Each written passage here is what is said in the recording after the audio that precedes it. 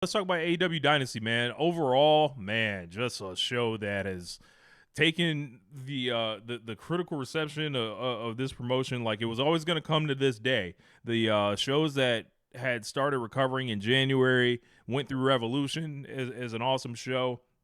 It was always going to come to Dynasty here for a lot of the directions, the culminations on where we're potentially going towards All In, and the main event just was a flat out rejection. I think from the audience in a way that rarely something in this company has ever kind of felt, kind of dimmed the rest of the card. I thought it was a good show overall, but that main event is so like, I don't even know like what the words are for it because, Jon Moxley continues as the AEW World Champion, and Jon Moxley, quite frankly, stinks. Like in 2025, and even going back last year's, it's been about a year of this with him, where there have not been great promos, there have not been great main events, and we're stuck with this Death Riders thing and potentially Darby Allin having to wait for this. And with the tournament, it feels like whoever wins the tournament, they're getting fed to Moxley too. So like it feels like we are all collectively staring at this thing like, why won't you fix this? Like why do you come at us with this idea and dangle the things that the crowd I think would actually take to? Like they themselves started putting the ideas of Swerve and Hangman facing off for the title at All In, like people wanted to see last year. They started doing it again this year. They came out with the voiceovers. They came out with the commercials with Swerve and Heyman and them finishing it off and showing the AEW World title. The fans didn't do that. I questioned it as they were doing it at that time. This was always the result, and I quite frankly like am very disappointed in just disappointed in the company for whatever has been promised to Jon Moxley. I don't know what it is. I don't know if promises were made, but it sure seems like it, because I don't know. Look, the only people that are popping up with this stuff, like, there's been a lot of negative feedback for this, and I would say the only time we're hearing something back to it is people trying to pop up and run defense. Nobody's singing the praises on how great this is on their own. Nobody's being like an evangelist and saying, yo, let me tell you why the Death Riders are dope. Let me tell you why the main event scene has been captivating. Let me tell you why these main events don't fucking suck shit anymore. Like, all we are doing is watching awful main events every fucking month with this guy. Why are we doing this? I hate this. And look, and Swerve drugged that to respectability as much as he could in that match. And in the end, we're caught up with this creative kind of thing in some people's minds, which I think is like, oh, you throw the Young Bucks on there and you try to cross up the outrage. It's like they like the Young Bucks, right? So we'll just put them over there. But what's happening is We like the Young Bucks. We like the Young Bucks as heels, even though they've had the worst stretch of their careers in this company as heels just recently 6 months ago when they went off TV, or 5 months ago, whenever that was. Right. And then like we'll put Swerve and Hangman and the Young Bucks over there, and you guys will be, whatever. But Jon Moxley sneaking out the back door, and then what we're gonna do is end up with this motherfucker stinking it out again. And then Swerve and Heyman teaming up. I want to see him fight. I want to see the one-on-one world title match that they have never done. What is, like, I don't understand why they don't value this match, apparently. It just seems like it to me at this point.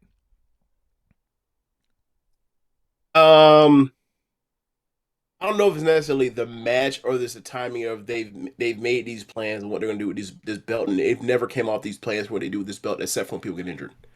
Like, right. Have they ever made a pivot on how long a world title run was going to happen in AEW? It didn't involve a suspension or injury. Only when a child was coming into the earth, into the world. You have to chime in and what you mean. So Kenny would have probably dropped to All Out 2021 rather than Full Gear if Heyman was back. Okay, gotcha. So, barring something involving a hospital trip or suspension, Yeah, the plans stay what the plans are for the session plans. once they slotted Kenny Omega as like the international champion and away from that world belt, I knew they weren't doing anything with Moxley. I was, trying to raise hell as much as we could. We came out with a segment probably like 2 weeks ago. I was like, explain why Jon Moxley should beat Swerve Strickland. And there is no good explanation for this. They had the chance to take advantage of the fan momentum, the positivity, and the wave of WWE shitting down their legs. And what did they do? Yeah, but I also think that it's not necessarily the best thing in the world for them to always have to react to whatever WWE's doing, right? Like, I think a lot of why they've been better in the last, in this year as far as their television shows has been, especially in the last, especially like once we got to February, was that like they stopped worrying about that shit and they just said, all right, whatever, like we need to focus on us, so we need to get these carnies off TV. And then immediately got better. So I get what you're saying, but sometimes it's probably for the best when they just do them. Now doing them also includes what the fuck's happening with the main event scene with the title the last 6 months, and this is a problem. Like this is like literally the only real problematic thing that's happening on the shows on a regular basis. Like it's not the top thing. It's not the most interesting thing you look forward to on the shows. You care about something else, and the only time you care about it is when it's like, okay, they're finally going to end it. It's like, okay, they're finally going to put Swerve in here to end it. That's why people showed up, tuned in, bought tickets to see Swerve become champion again. And then ultimately, after for some reason deciding to go a half hour longer than they've gone before on pay-per-view, they decided, no, we're not doing that, and we'll throw the Young Bucks to it so we can have our matchups for the annual Blood and Guts and Anarchy and Arena stuff. And I'm just like, man, that's fine, but I also like want this to be over. This is a gross miscalculation of all this shit, and it just feels like people trying to think their way out of a situation rather than make a situation and make something magical. It's like, how can we put Swerve in this match? We'll make sure we don't beat him. Like we're gonna run all this interference and all these crisscrossing angles and all this other shit. Cool. That's what they did with the Bloodline at the end. It wasn't, no one liked that. Not to bring up but you have a counterfactual of you have competition that did something just similar a year ago, and their fans are complaining. These fans are harder to satisfy. Why would you do this? So many run-ins in this. So many people involved in the match that are not billed here. The marquee says Jon Moxley versus Swerve Strickland. Why do I have to keep saying Wheeler Yuta? Why was I saying Hook during my main event here? I guess that's gonna be the next trios feud. What the fuck, man? And also Wheeler Yuta does have like the Dom heat, so there is that. Like he does have heat, but the problem is everyone knows he's a pin eater. You can't shake that. Like he's the geek. So I would love to know. Like whenever they lose those belts, it's not going to be because Claudio got pinned or Pat got pinned. It's going to be because Wheeler got pinned. I don't care about the Death Riders. I don't give a fuck. They haven't given me a reason to over the last 6 months. This is Jinder Mahal and the Singh brothers and Great Khali. This is the same shit. This is awful, bro. Like, this nigga Moxley is shitting down his leg in all these main events. Hey, cool. I mean, you can pull up the cage match. Like, one is mediocre. The other one was flat out some of the worst things that ever happened in the main event. This is some of the worst shit that ever happened. No, it's not. Bro, it's awful, bro. This nigga, you compare it to the rest of the promotion, right? Rich, you are comparing. No. You didn't say it that way. You didn't say it that way, did you? It sucks You made either a meeting. way. It makes it worse. You made no. That's not Alex. I'm sorry. Rich, you're not being fair here. I'm with you on the thing. It sucks. If you want to say get the fuck out of here because it's worse on the shows, I'm with you. But the then go to is literally Jinder Mahal. No, or you didn't say literally. You said it's Jinder Mahal. It's not Jinder Mahal. Jinder Mahal is one of the worst title reigns in the history of major American professional wrestling. And so is Jon Moxley. Bad. Oh, they're different between some all-time worst shit and just bad. There's levels to it. He has no critical acclaim whatsoever. He hasn't cut a promo worth a damn until from 2 weeks ago for the last 6 months. Agreed. Like, this is awful. It's still been better than him being racist to Nakamura. Right. You know, come on now. I get you're trying to be hyperbolic for the clip or whatever you're doing, but like, come on, man. There's levels to it, and you know it. Come on. Look, Jinder Mahal wasn't the one controlling his own shit. I know that. Jon Moxley is. Jon Moxley, this is 1,000% his idea. This is his vision. This is his creative. When he stands on a YouTube video and rambles for 30 minutes, nobody knows what the fuck he's talking about. This guy get him the fuck out of here. Like, I don't know, like, what is the, like, I don't understand why and it goes back to last summer. Like, it goes back to last summer. This guy didn't earn this belt. This guy hasn't been a guy that has done good work recently to be like, oh yeah, this guy's getting over. Let's do something with him. This was just a shock turn for a guy that was likely frustrated or out of the mix, whatever the fuck was wrong with him. Right? Whatever the fuck, why he wasn't around the first half of the year. And there are stories on that. There's also the New Japan stuff involved in that too. Right. And instead, we got to watch the American House of Torture out here with these guys thinking this is creative. This is cutting edge or groundbreaking. No, this is primitive. This is the reason things like this were the reason this company was created in the first place. Agreed. Like, and you just look at all the things that are surrounding them, and it just makes it stand out even worse. And I saw the timeline was at a fever pitch all morning. So many people were excited that, hey, we think Swerve's gonna win this shit. And the fact they put Swerve in it, that sucks, right? Like, as far as like, yeah, you're gonna beat Swerve in the end, and then like do this thing with Hangman, and then, you know, push it to the side in what feels like an unsatisfying way. But at the end of the day, we are still like looking at this guy about to walk into a stadium, it seems like. And then it's only going to get worse. When he beats Will Ospreay, it's going to be worse. I'm not just ready to say that's going to happen. Like, look, we're talking about something different totally, as far as like tone deafness. If they go to their biggest show of the year and leave people in the main event with a moment they do not like say whatever you want to about the Adam Cole MJF thing, like there was absolutely half of the fan base that was absolutely satisfied with that match and that ending, right? Like that was very polarizing, but there were people that were satisfied by that. I don't think anyone's at all satisfied paying money to go watch that show or attend that show for Jon Moxley to, one, go into the main event, and two, leave with that belt. That's a whole other thing. That's a whole different look. That would be what's happening this just the last 24 hours on like a multiplier of worse. That's the stuff that gets when I was making the joke, like, you know, if Darby was going to be the wild card on Wednesday, like going in against Page, like he might get booed.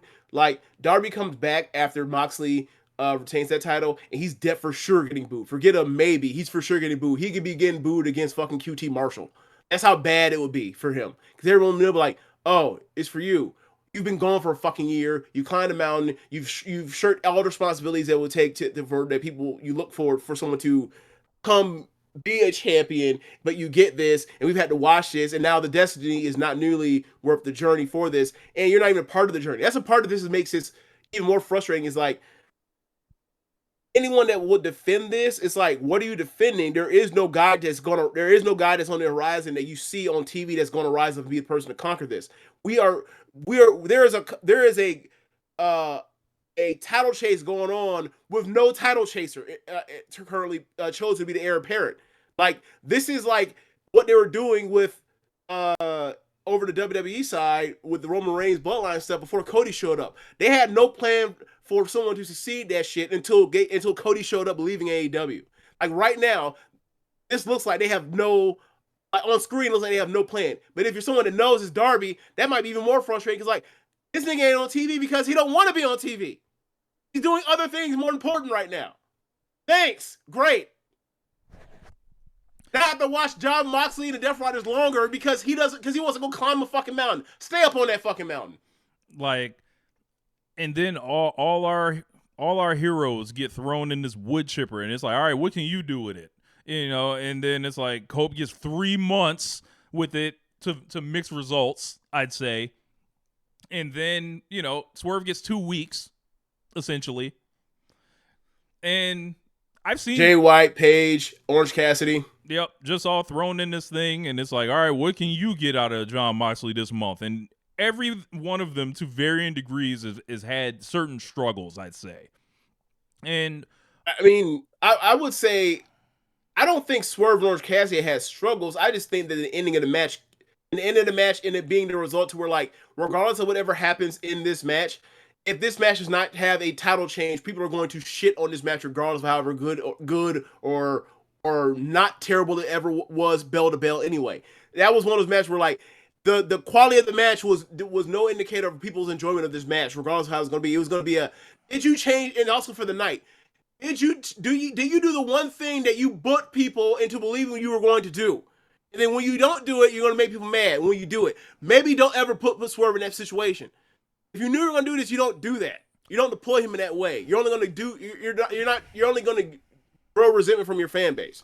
Yeah, and like, as you mentioned, like, you know, I think the cage match scores are disconnected from how good this match actually was.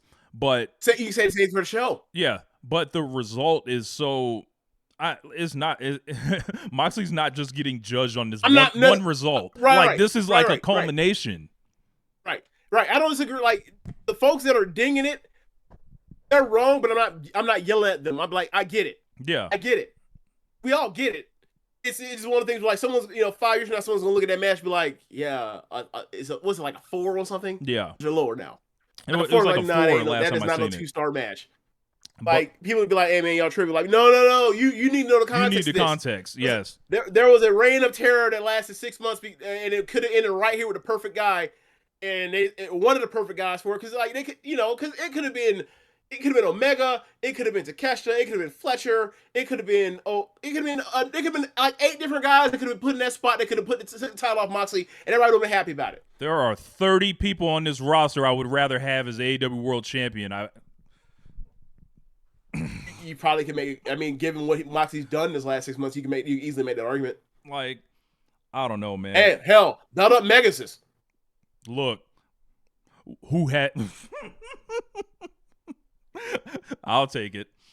But it's like, this was so frustrating to watch, and I just sat as the show ended.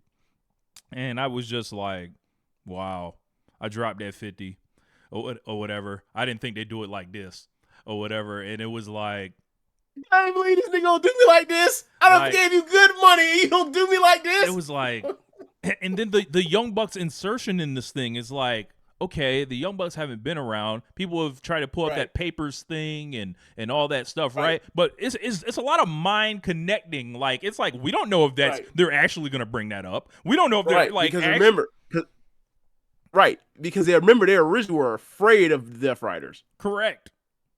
Like I don't think this is necessarily about the Death Riders at all, because they're not going to be like with them going forward. And it's like, okay, so you got Jack Perry, the TNT title. You with Okada, the Continental Champion. And then you also had the Death Riders on retainer for some evil to be the evil, authority guys. It's like, nah, man, this is they could tell that story, but like there was nothing, like there were no real clues or hints pointing towards that direction. Because like, if that's the case, why didn't you just make Okada your champion?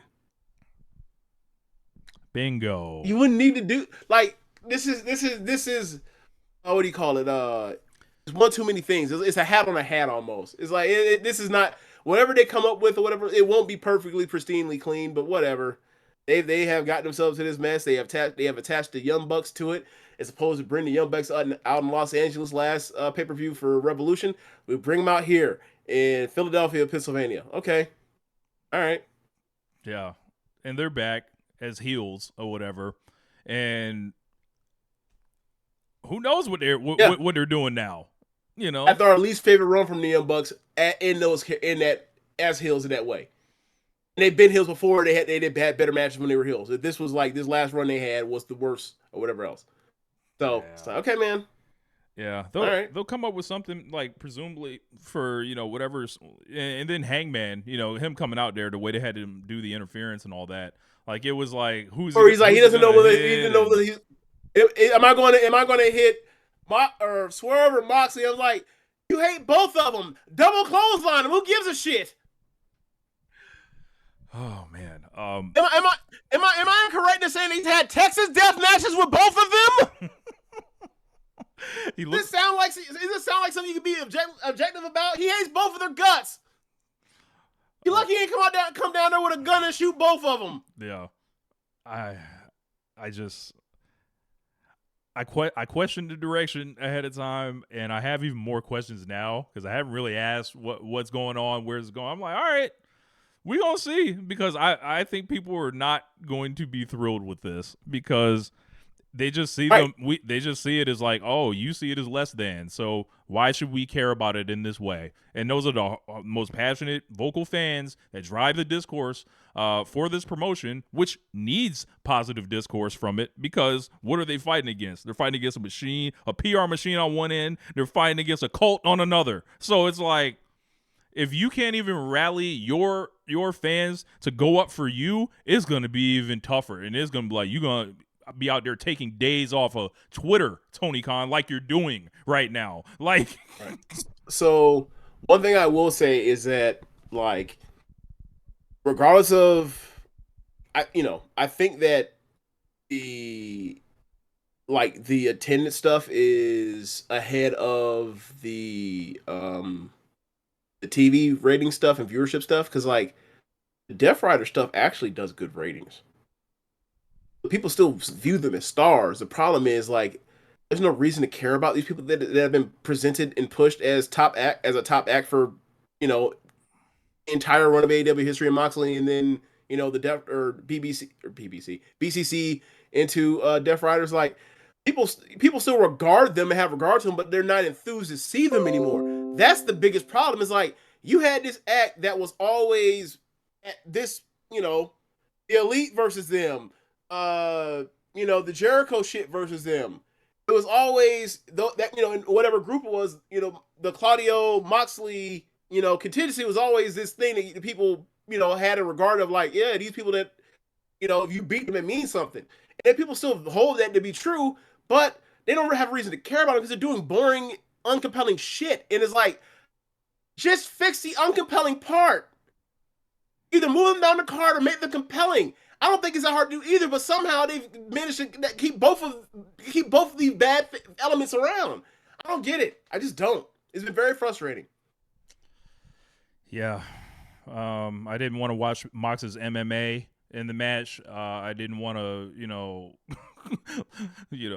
I just did not enjoy see Jon Moxley have to stand in there and get carried, essentially.